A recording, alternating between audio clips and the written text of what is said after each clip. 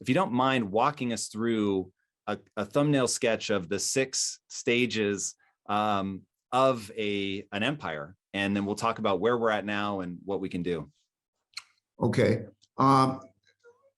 Let's start by describing it's something like the new order to the next new order.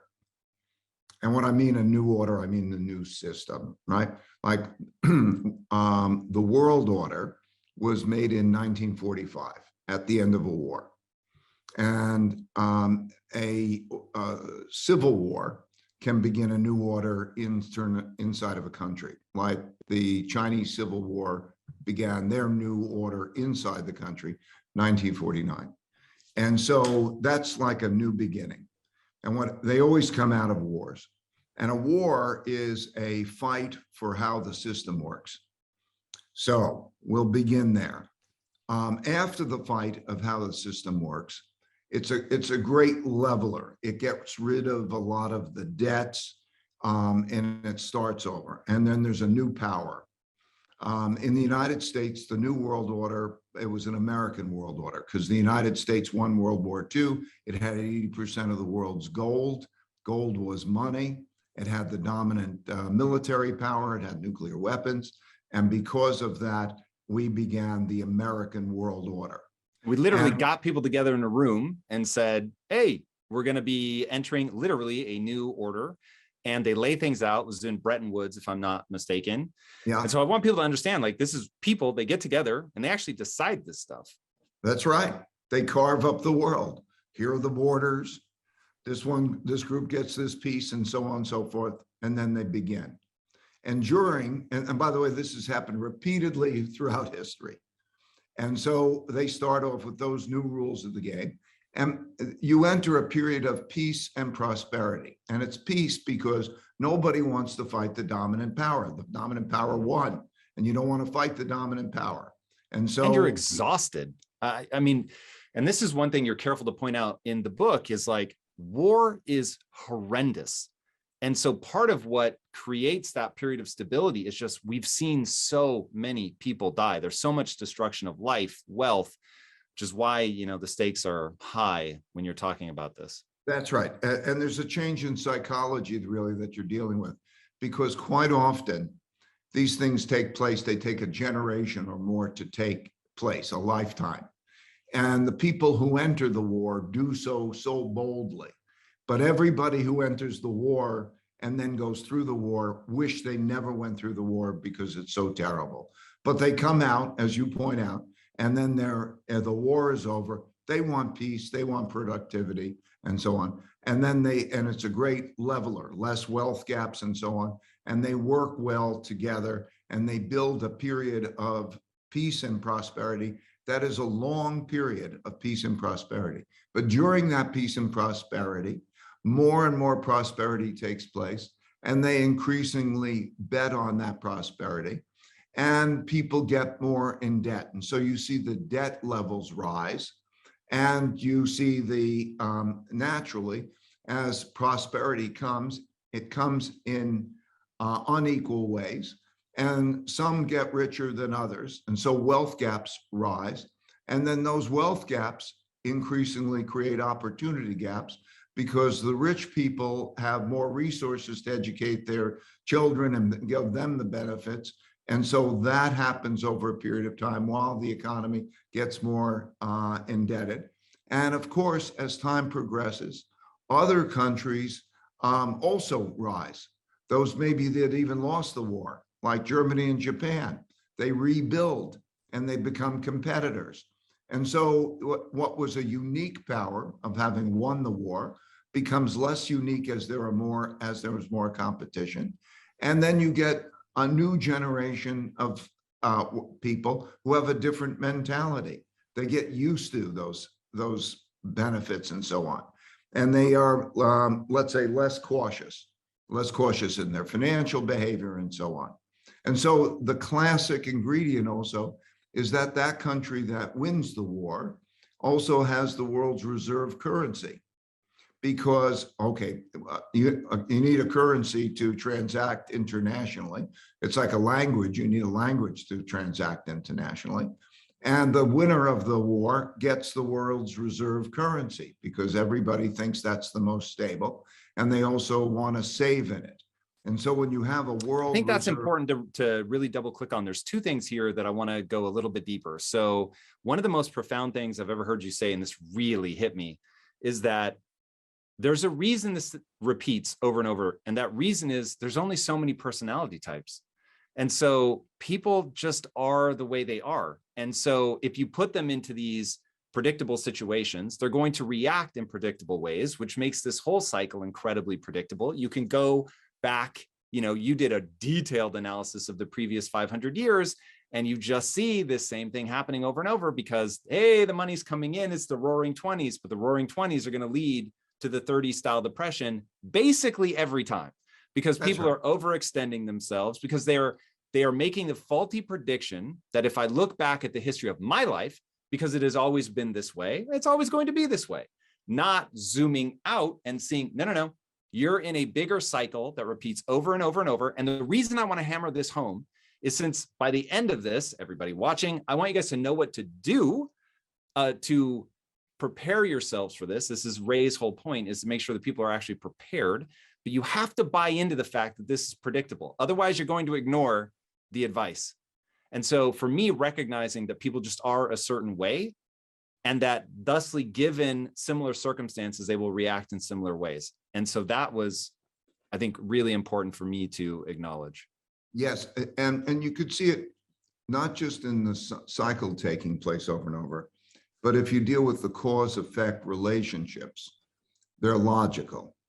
So for example, if you have bad financial conditions as measured by if you're spending a lot more than you're earning and you don't have a lot of savings, you have more debt or liabilities than savings, you're not in a good financial position. That's a fact. And if you have a downturn, if the country as a whole experiences that problem, and you have a large wealth gap, you are likely to have a fight.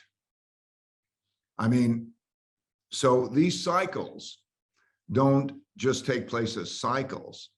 They take place as conditions that are measurable. And so in the book, it was very important to me not to just use words and theories of how this thing works, but to actually show the measures. What is the wealth gap? What is the amount of debt? What is the amount of printing? What are the conflicts that are taking place?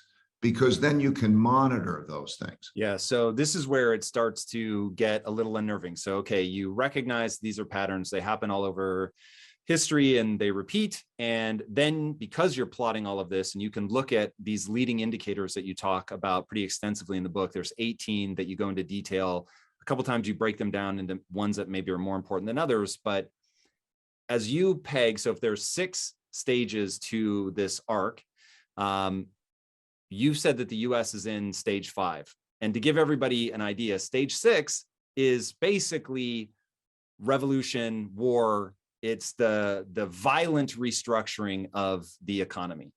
And whether we're in the 7th inning of stage 5 or the 3rd inning, I don't know. But the fact that we're in stage 5, which is obviously where there's massive internal conflict, which rings way too true.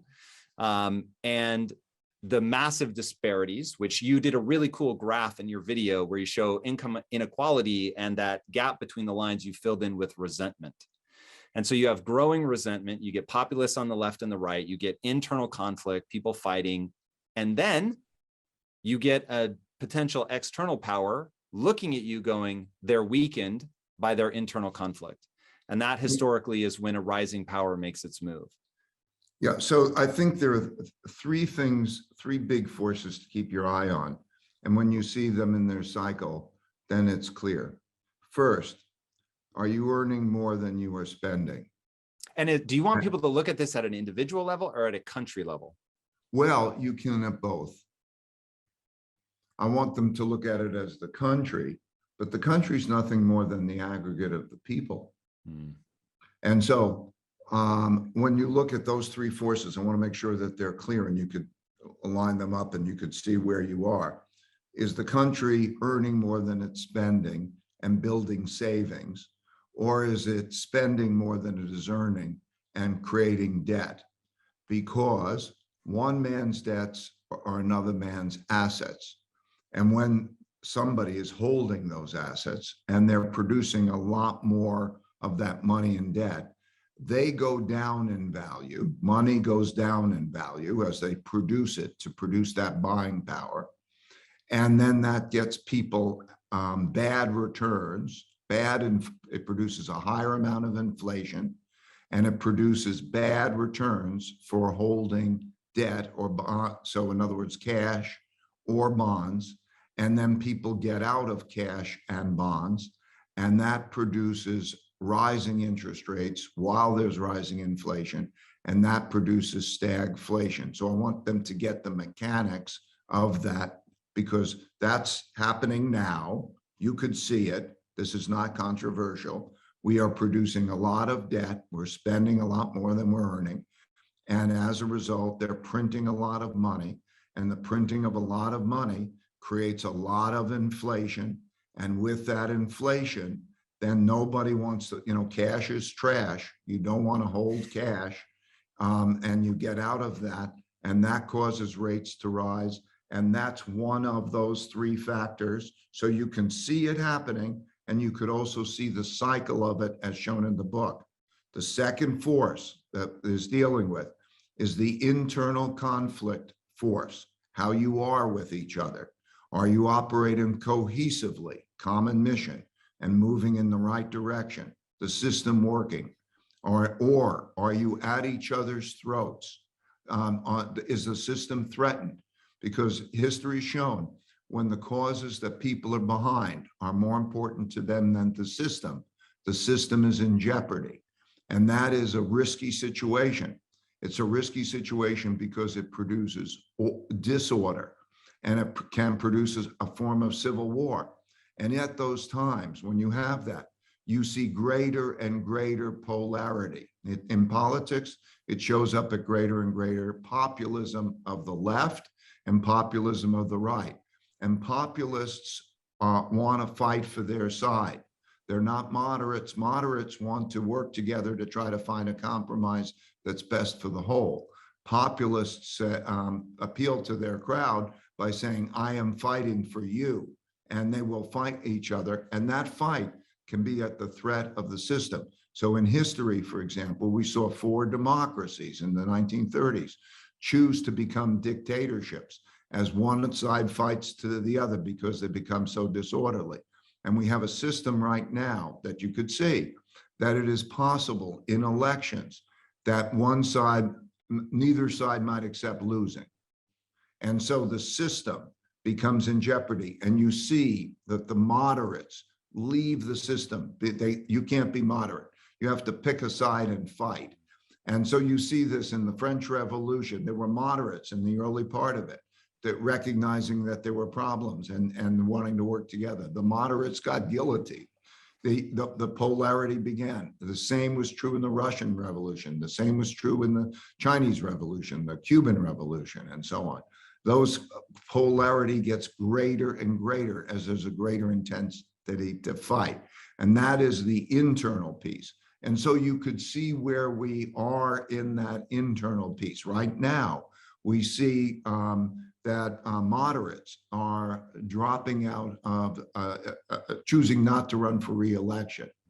And you're seeing in the primary system that the fight is who's over most extreme in representing that. And you're seeing this greater polarity. And you see it reflected in many statistics. Something like 10 or 15%, I forgot if it's 10% of the Democrats or if it's 10% of the Republicans, I don't remember, versus 15% wish the members of the other party would die. They don't want them to measure they don't want them to marry their children. I mean, there is a great polarity, and you're seeing that lead to changes in where people live. They're moving to different areas, not just because of tax reasons, but because of differences in values. And so that you can see it today happening, these things, but you also can see the arc of them in the book, because it measures statistics. It shows these things happening. So when you have a financial problems and you have this kind of polarity and you have a bad time, you have a lot of fighting internally. So imagine where we are in the economic cycle. We're in the part of the economic cycle where they have given, the government has given a lot of money and credit to people. They've put it out. Well, no surprise, that's leading to a lot of inflation, okay? Inflation takes buying power away from people. And it also means that then there's going to be higher interest rates, and that's going to squeeze people. And so that makes that wealth gap and that wealth issue more difficult. So that's the second force. And the third force is the rise of a great power, the geopolitical force that's going on, that we're seeing today with China and Russia and so on, and how that's changing. Because when the power of a country diminishes, okay, when we get weaker financially, or how we are with each other and so on, there are greater vulnerabilities. And there's always the competitive power that learns how to become stronger. And competition always happens. There's the establishment, and then there's the new competition. And as they get stronger in all ways, militarily and commercially and so on. And that's the dynamic that we're seeing. If you like that clip, check out another powerful clip right here, and I'll see you there.